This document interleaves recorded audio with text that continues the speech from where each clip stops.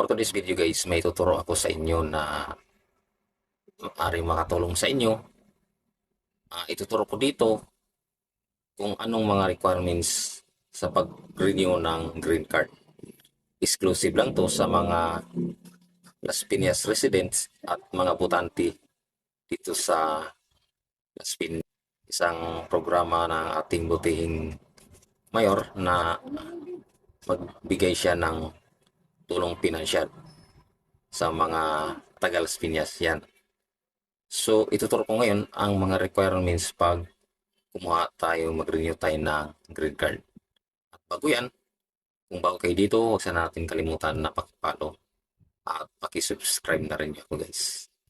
So, una dyan, bago kayo pumunta sa City Hall or munisipyo, kumuha muna kayo ng barangay clearance.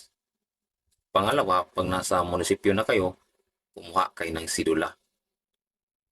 At pangatlo, kumuha kayo ng BRR, yung voter certification,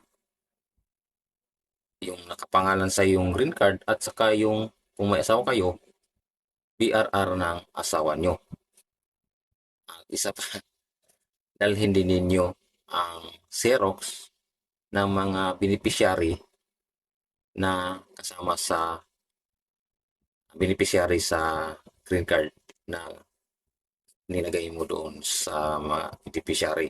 Dalhin nyo doon, dalhin nyo ang kanilang birth certificate. Ayan, sana malinaw yan.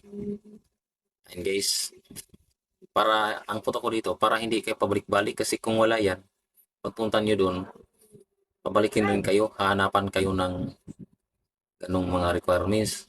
Kaya sinasabi ko ngayon sa video na to, para kahit paano ay makatulong ko sa inyo.